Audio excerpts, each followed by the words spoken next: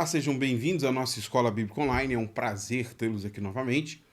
Eu sou o professor Israel e chegamos à lição de número 11.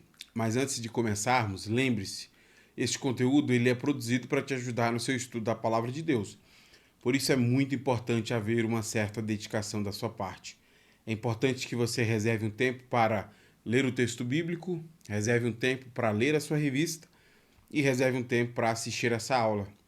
E enquanto você estiver assistindo essa aula, aqui na descrição do vídeo existem 3 informações que são úteis para o seu aprendizado. Primeiro, há um cronograma da aula, a maneira como eu estou organizando este conteúdo para apresentar a vocês. Além disso, há também uma aula-atividade que a gente faz no final e serve para verificação do aprendizado. Por fim, há um fórum onde você pode deixar as suas dúvidas ou fazer os seus comentários. Como falei, estamos na lição de número 11 e o título da lição é O Batismo com o Espírito e o Pentecostalismo Clássico, a promessa que transformou vidas. Bom, eu sempre digo a vocês, no começo dessas lições, eu tenho feito este adendo, ao longo desse trimestre que já está encerrando, nós temos estudado o movimento pentecostal sobre o aspecto histórico, as principais correntes cristãs que influenciaram o pentecostalismo brasileiro.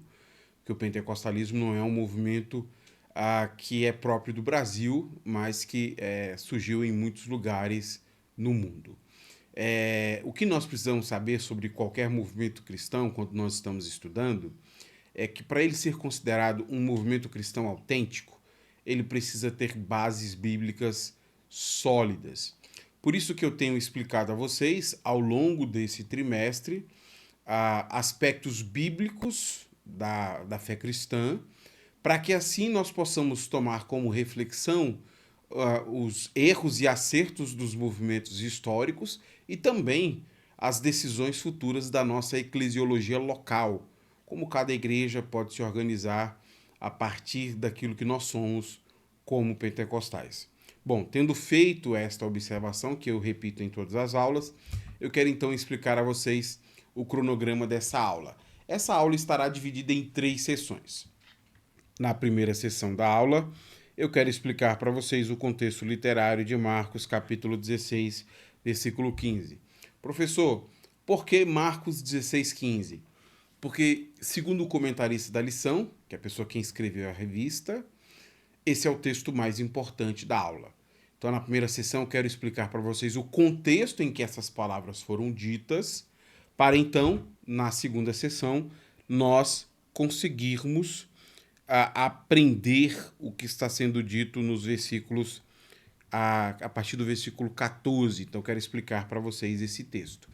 Na terceira sessão, eu queria fazer algumas aplicações, como nós somos desafiados hoje a olhar o movimento pentecostal que nós fazemos parte, os erros passados e acertos passados, e pensarmos a nossa eclesiologia futura. E, por fim, na quarta sessão, eu encerro então esta aula fazendo uma avaliação do aprendizado. Depois de assistir a aula, chega a hora de verificar aquilo que aprendemos. Então, eu recomendo que faça com dedicação. Caso seja necessário, você pode assistir essa aula de novo, de maneira que este conteúdo possa ser efetivo para o seu aprendizado.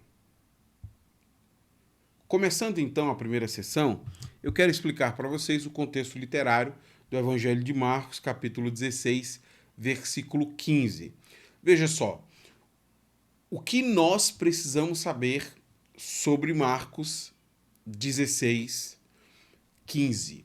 Marcos 16, 15 faz parte de um contexto que vai do versículo 9 até o versículo 20. Esses versículos, versículo 9 a 20, eles não foram escritos pela mesma pessoa que escreveu o Evangelho de Marcos. Então, uma pessoa escreveu Marcos capítulo 1, versículo 1, até Marcos capítulo 16, versículo 8. E outra pessoa, posteriormente, escreveu os versículos 9 a 20, que faz parte do texto que nós vamos estudar. Esse final, então, que foi adicionado ao Evangelho de Marcos, foi adicionado por algum editor que provavelmente ali no segundo século leu o Evangelho de Marcos e achou muito estranho a maneira como Marcos encerra o seu Evangelho. Professor, como é que Marcos encerra o seu Evangelho? Marcos encerra o Evangelho assim, versículo 8. Trêmulas e desnorteadas, as mulheres fugiram do túmulo e não disseram coisa alguma a ninguém, pois estavam assustadas demais. Os manuscritos críticos do Evangelho de Marcos terminam aqui, no versículo 8. É consenso acadêmico que o escritor do Evangelho escreveu o capítulo 1, versículo 1, até o capítulo 16, versículo 8. Mas a pessoa que acrescentou os versículos 9 a 20 não entendeu o que é que Marcos pretendia com este fim. É um fim muito abrupto, né? Por isso que ele fez o complemento dos versículos 9 a 20. Então, os versículos 9 a 20, como falei, foram escritos provavelmente no segundo século, porque destoa muito dos outros evangelhos. O que é que Marcos destaca aqui neste final do versículo 8? Encerrando o seu evangelho no versículo 8, Marcos pretende enfatizar o grande mistério que foi a ressurreição de Jesus. As mulheres chegam a um túmulo, há um silêncio por parte dessas mulheres, porque elas estão ouvindo falar que Jesus ressuscitou, e elas sentem um medo muito grande, porque há ali dentro do túmulo um anjo que chega para anunciar sobre a ressurreição de Cristo. Então, este é o final de Marcos, mostrar que a ressurreição de Jesus é um grande mistério e está em plena conexão com aquilo que Marcos tem apresentado desde o início do seu evangelho. Quem é Jesus? E aí ele tem respondido a pergunta quem é este, que várias vezes se faz no evangelho, apresentando respostas sobre quem é Jesus e a dificuldade que os discípulos de Jesus têm para entender quem é Jesus. Mas por que então discordar desta ênfase final do Evangelho, mostrando o mistério que foi a ressurreição de Jesus? Por causa da maneira como terminam os outros evangelhos. Os outros evangelhos não terminam dando ênfase na ressurreição de Jesus, mas falando sobre a comissão de Jesus aos seus apóstolos. Deixa eu ler com vocês aqui uma citação, isso vai ficar um pouco mais claro. Nos outros evangelhos, o Cristo ressurreto dá uma comissão aos discípulos. Em Mateus, veja, primeiro evangelho, trata-se de fazer discípulos e ensinar. Essas são as ênfases. Em Lucas, o terceiro evangelho, na nossa organização, né, da Bíblia em português, em Lucas, a missão envolve proclamar arrependimento para a remissão dos pecados. E por último, no quarto evangelho, João, os discípulos devem perdoar ou reter pecados pelo Espírito Santo. Você consegue perceber? Aquilo que eu falei fica muito mais claro. O editor do Evangelho de Marcos, que provavelmente leu algum desses outros evangelhos aqui, considerou-se muito insuficiente a maneira como Marcos termina o seu texto. Por isso que ele fez este acréscimo, versículo 9 até o versículo 20, para dar ao Evangelho de Marcos um aspecto comum com os outros evangelhos. Porque nos outros evangelhos a ênfase está na missão que Jesus dá aos seus discípulos, como eu fiz questão de destacar. Porque Cristo ressuscitou em Mateus, os discípulos devem fazer discípulos e ensinar. Porque Cristo ressuscitou em Lucas, eles devem proclamar arrependimento para a remissão dos pecados. Porque Cristo ressuscitou em João, eles devem perdoar pecados pelo Espírito. E por fim, versículo 9 a 20, que é este final adicionado, porque Cristo ressuscitou, os discípulos devem anunciar as boas novas e proclamar. Então veja que, quando nós lemos do versículo 9 ao versículo 20, nós estamos lendo um texto que foi adicionado no segundo século, que tenta dar ao final do Evangelho de Marcos um tom muito parecido com o final dos outros evangelhos, porque Cristo ressuscitou, os seus seguidores receberão uma comissão, um comissionamento. E aqui no Evangelho de Marcos, esta parte final que foi adicionada, o comissionamento está em anunciar as boas novas e proclamar este evangelho, porque boas novas significa evangelho, né? Então estou fazendo esse trocadilho para não ficar repetitivo. Então, anunciar as boas novas e proclamar sobre este evangelho. E é sobre isso que eu quero explicar para vocês na segunda sessão.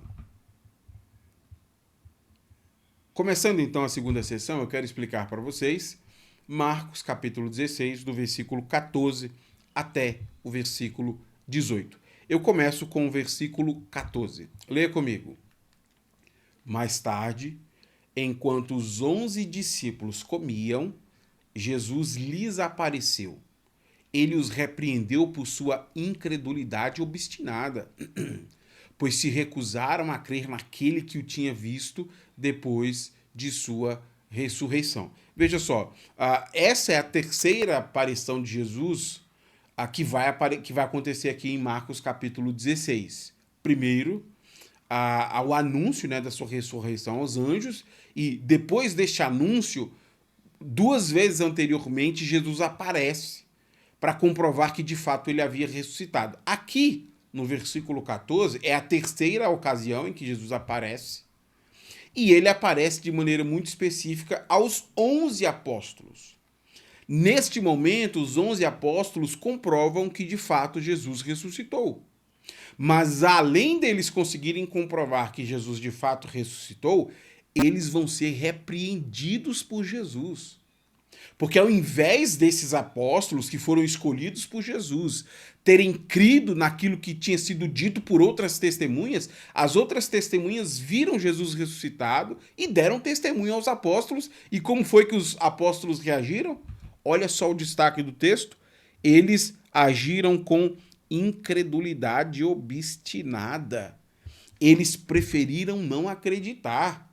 E este vai ser assim, um tema muito explorado nos evangelhos. Os seguidores de Jesus, eles vão ter dificuldade para crer nas obras de Jesus, crer em quem é este que até demônios se submetem, até a natureza, quem é este que até pecados pode perdoar, que é o que eu falei na primeira sessão. A identidade de Jesus vai sendo apresentada e eles vão tendo dificuldades de entender essa identidade.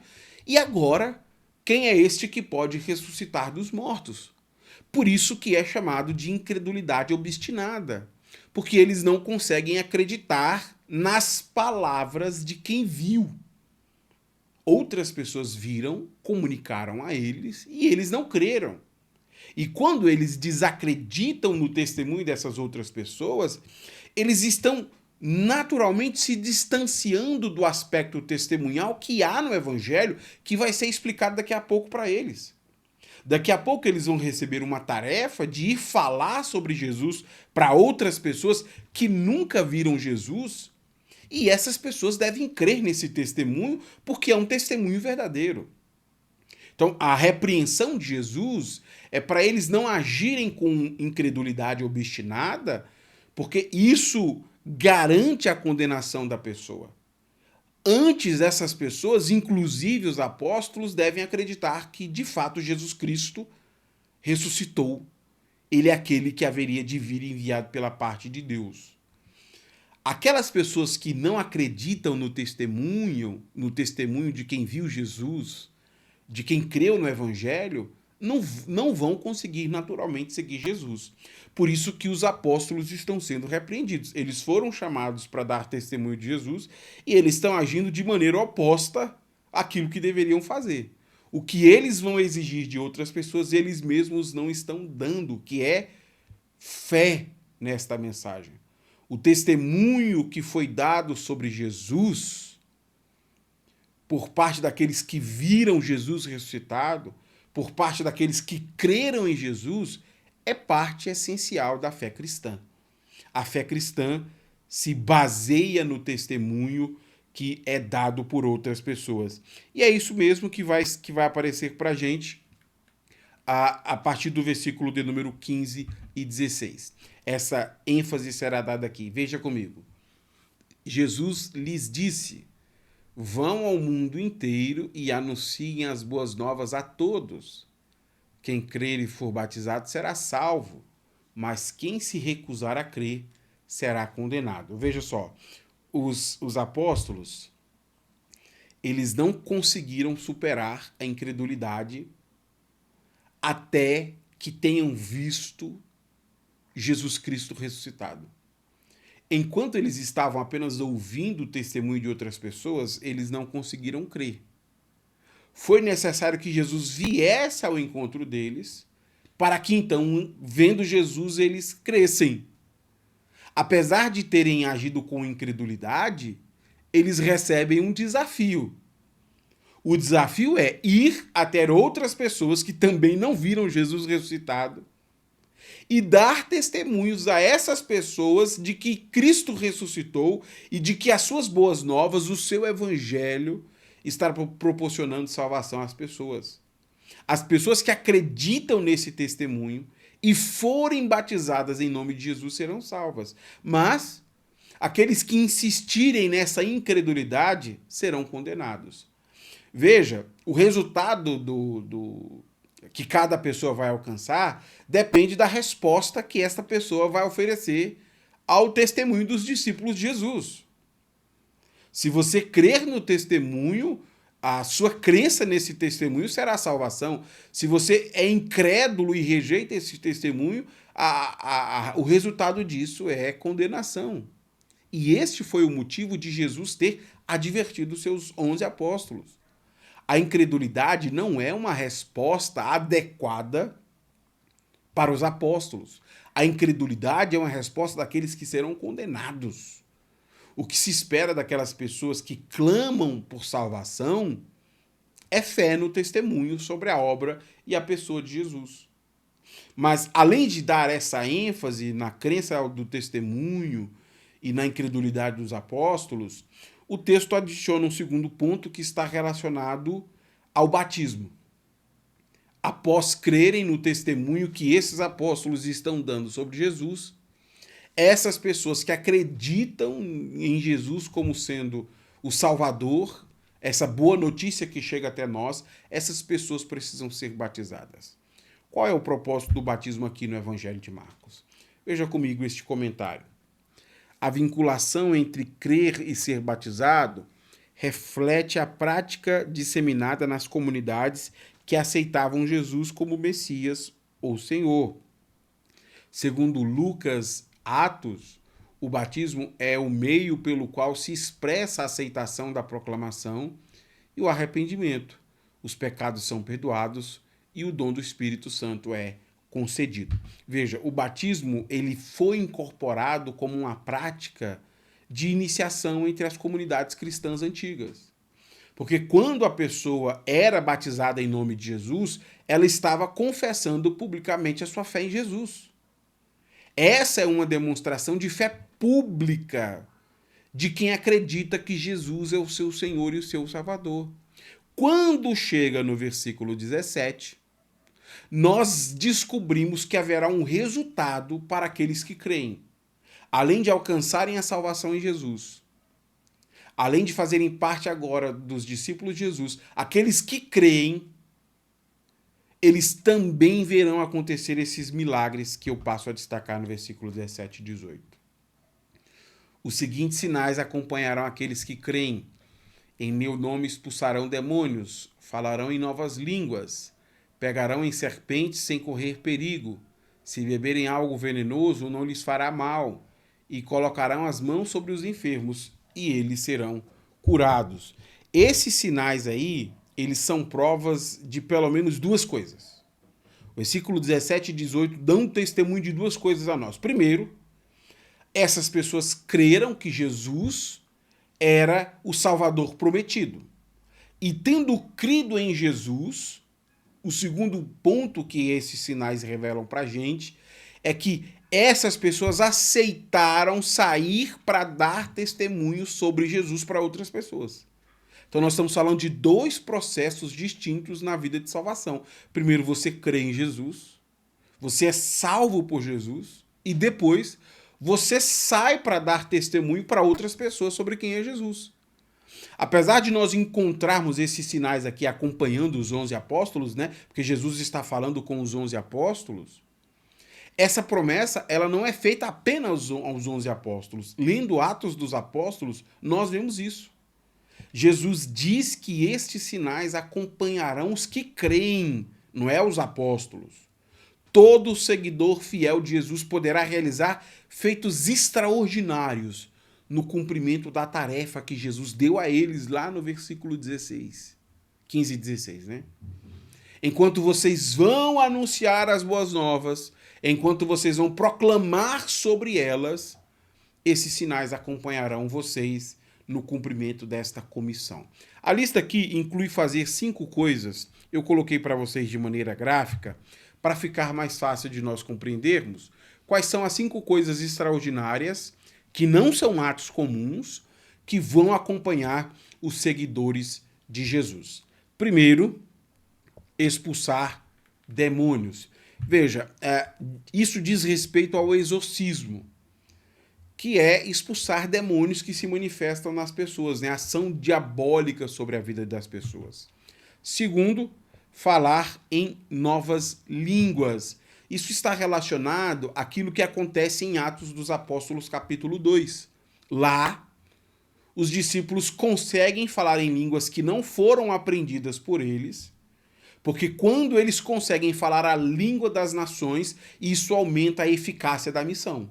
Eles podem então se comunicar com pessoas que eles nunca estudaram aquele idioma, mas aprenderam a falar aquele idioma para dar testemunho sobre Jesus. Terceiro, pegar em serpentes sem correr perigo. Veja, não há nas passagens bíblicas uma promessa semelhante que explique o significado disso que está sendo dito aqui. O que nós encontramos no texto bíblico são 2 histórias que mostram como é que os discípulos tiveram que lidar com isso. A primeira história aparece lá em Lucas capítulo 10 e a segunda história aparece em Atos capítulo 28. O que nós percebemos nessas 2 histórias é que estes animais peçonhentos, eles não foram efetivos contra os discípulos. Então é isso que nós percebemos nesta promessa. Quarto, se beberem algo venenoso, não lhes fará mal. Não fica claro se isso aqui é dito no sentido literal ou no sentido metafórico, porque nós não conhecemos no texto bíblico uma pessoa que tenha tomado algo mortal, quer tenha sido obrigado a fazê-lo, quer tenha feito voluntariamente. Então, isso aqui é muito vago, não se compreende o que Jesus pretende nesta promessa. Se isso aqui é literal ou se isso aqui é metafórico. Quinto, colocar as mãos sobre os enfermos e eles serem curados. Este quinto sinal ele é muito mais comum em nossos dias. Os cristãos reconhecem que ver uma pessoa sendo curada de sua enfermidade é um testemunho da autenticidade da pregação do evangelho. As boas novas acompanham este sinal. Então, todo seguidor de Jesus, ele pode realizar estes sinais extraordinários. E veja, nós não estamos falando de coisas comuns. Nós estamos falando de sinais extraordinários que acompanham os seguidores de Jesus no cumprimento da tarefa que eles receberam de Jesus. Após explicar para vocês, então, Marcos capítulo 16, eu posso então fazer algumas aplicações. Como esse texto nos ajuda a considerar o movimento pentecostal sobre o aspecto histórico, os erros e acertos dos movimentos passados, e como esse texto nos desafia hoje a pensarmos a eclesiologia pentecostal para agora, para as nossas comunidades locais. Eu faço então 3 aplicações. Primeira aplicação: existe responsabilidade para quem deve crer, para quem deve testemunhar de Jesus, e também para quem deve crer em Jesus. Há um duplo aspecto aqui que eu queria chamar a sua atenção. Apesar do cristão ser responsável por dar testemunho de Cristo, cada pessoa é responsável pela resposta que oferece a esse testemunho. Quando eu ouço falar de Cristo, eu posso crer e ser salvo, ou eu posso não acreditar e ser condenado. Jesus compreende que o testemunho autêntico é suficiente. O testemunho autêntico é suficiente para convencer uma pessoa. Se alguém veio testemunhar de você e lhe falou das boas novas, e lhe proclamou o evangelho, isso deveria ser suficiente para a sua salvação. Por isso que o discípulo é responsável para ir dar esse testemunho. Olha, apenas anunciar Cristo por meio do testemunho do que ele fez na sua vida, a obra de Cristo, a pessoa de Cristo, aqueles que ouvirem, isso já é suficiente para eles.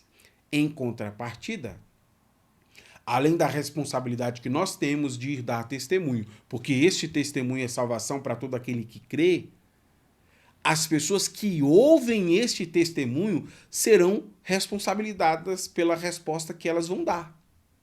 E isso aqui é um ponto que precisa estar claro para nós. Nós temos a responsabilidade de testemunhar e a pessoa tem a responsabilidade de crer. Porque às vezes nós queremos colocar toda a responsabilidade ou em um ou em outro. Ou a responsabilidade é unicamente de quem testemunha, ou a responsabilidade é unicamente de quem crê.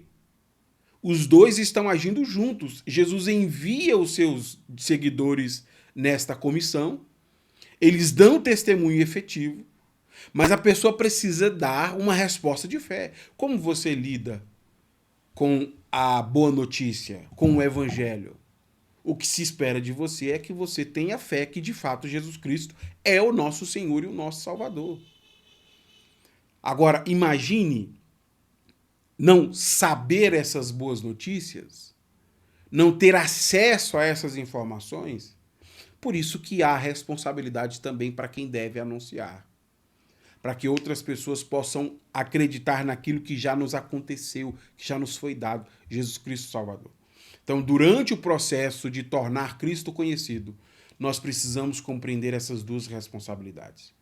Porque, tendo anunciado o evangelho e a pessoa decide rejeitá-lo, não há o que se fazer. Nós não podemos ir além disso. Apenas o testemunho não é suficiente. Vamos dar presentes às pessoas. Vamos fazer promessas que tornem o evangelho mais relevante. Esqueça. Se elas não crerem no testemunho, isso é suficiente para condená-las.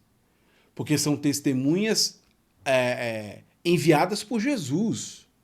O testemunho do qual nós fazemos não é testemunho de nossa vida, da nossa instituição religiosa, é o testemunho de Cristo, ungido de Deus.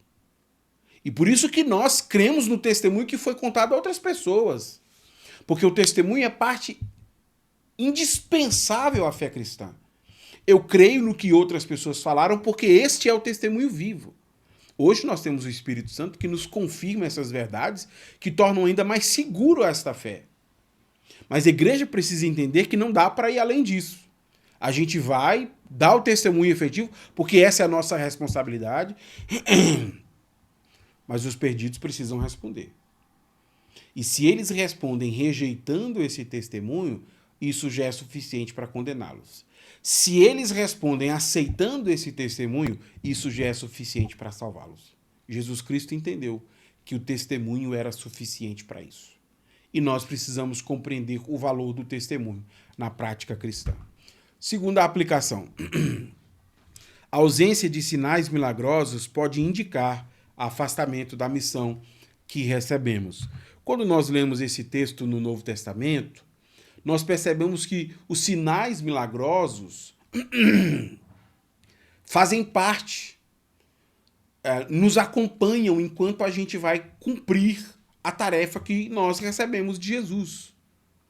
Os sinais milagrosos dão testemunho que de fato nós somos enviados por Jesus. Porque os sinais milagrosos é a presença de Jesus. Jesus se torna presente no testemunho de quem foi salvo.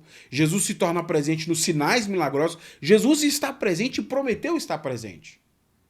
Então a presença poderosa de Jesus se manifesta no testemunho de quem anuncia o evangelho, se manifesta no evangelho que é anunciado e se manifesta nos sinais milagrosos.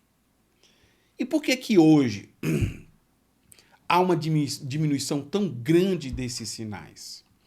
Por que que há uma escassez tão aguda desses sinais? Bom, há muitos motivos, e eu já discorri sobre alguns deles aqui, inclusive há uma série de pregações aqui no canal sobre batismo no Espírito Santo. Se eu não me engano, na pregação 7 eu explico um desses outros aspectos. Mas na lição de hoje, nós descobrimos que um dos motivos porque é uma escassez tão grande destes sinais é porque há um afastamento da missão que nós recebemos. Em muitos casos, as pessoas estão querendo estes sinais não para testemunhar de Jesus, mas para vender produtos. Você já parou para pensar o quanto de pessoas que virão se nós fizermos vídeos de pessoas sendo curadas? Nós podemos vender cabines especiais, produtos e serviços. Algumas pessoas estão procurando sinais milagrosos para rachar a sua igreja. Olha, os sinais estão aqui, eu estou indo embora e quem quiser ir com Deus, venha comigo. Quem quiser ficar com o diabo, fique na igreja. Ou pior, sinais estão sendo evocados para coisas vergonhosas. E não, se você ficar aí poucos minutos nas redes sociais, você vai ver isso. Os sinais sendo evocados para coisas que dão vergonha de falar. E este é o motivo porque nós temos uma escassez tão grande de sinais.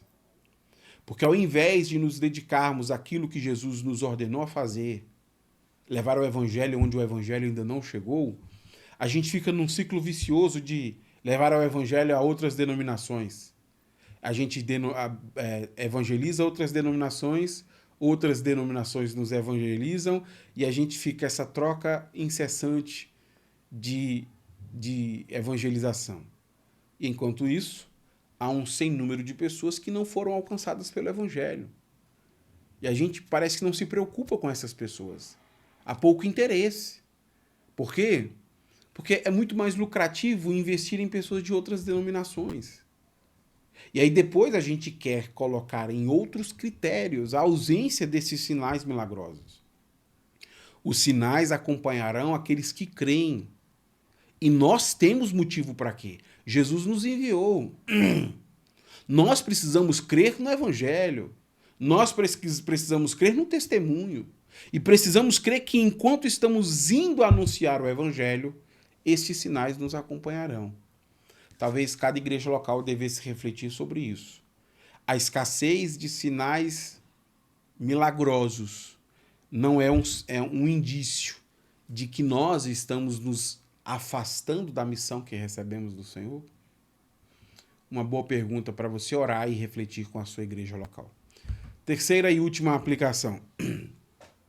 Acreditar em Jesus como Senhor e Salvador é a porta de entrada para uma nova vida espiritual. Isso aqui é um ponto importante, porque a vida espiritual que o cristão é introduzido começa na fé em Jesus Cristo como nosso Senhor e Salvador. Essa é a porta de entrada. Não há outro atalho, outro caminho. O único caminho que nos leva até Deus é Jesus Cristo. Segundo, depois de crer em Jesus, eu aceito o compromisso de dar testemunho do que Jesus fez em minha vida. Contar a outras pessoas a grande salvação que me alcançou. E terceiro, enquanto eu vou dar testemunho daquilo que Jesus fez em minha vida, nós temos a oportunidade de desfrutar da presença poderosa de Jesus no cumprimento desta missão. Por que isso é importante? Porque Jesus, do começo ao fim, está agindo por nós e através de nós. Mas é Jesus. A vida espiritual que você procura não está numa igreja local. Me desculpe lhe frustrar. Porque às vezes a gente começa a criar expectativas em relação a isso. Eu vou procurar uma outra igreja, porque lá a minha vida espiritual vai ser diferente. Eu te desafio a ler 1 Timóteo com os olhos adequados. Capítulo 4, Paulo diz assim: surgirão falsos cristos. 1 Timóteo 4, Paulo diz que o Espírito revela que haverão homens ensinando doutrina de demônios. Dentro da igreja. Dentro da igreja. Sabe o que Timóteo deve fazer? Capítulo 4. Dedica-se à devoção. Uai, não é sair da igreja? Não, não.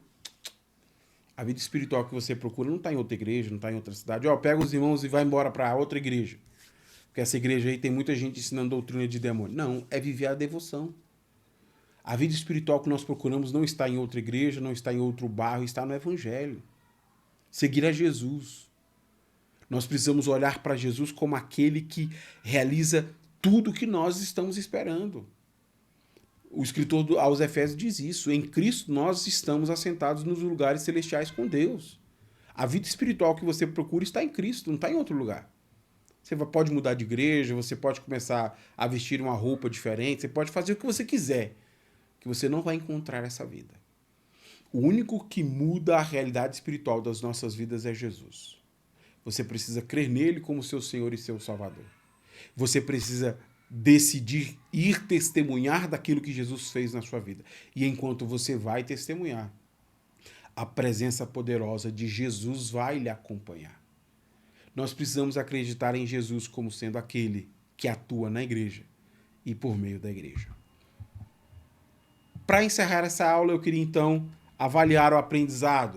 O que eu vou fazer aqui são perguntas, e depois de fazer essas perguntas, eu quero que você responda. Então, enquanto eu estiver lendo com você, responda. Professor, está muito rápido. Aperta pause. Você pode apertar pause na tela e pensar na resposta. Se você encontrou a resposta, diga a resposta, que aí eu vou respondendo. Depois da atividade, se você teve dificuldade com alguma dessas questões, recomendo que assista de novo, para que o seu aprendizado possa ser ainda mais efetivo. Tudo bem? Vamos então à primeira questão? Primeira questão, responda para mim. Porque Cristo ressuscitou e possui autoridade no céu e na terra, ele dá uma comissão aos seus discípulos.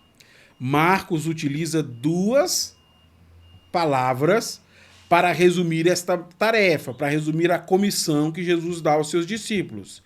A primeira palavra que Marcos utiliza é anunciar as boas novas.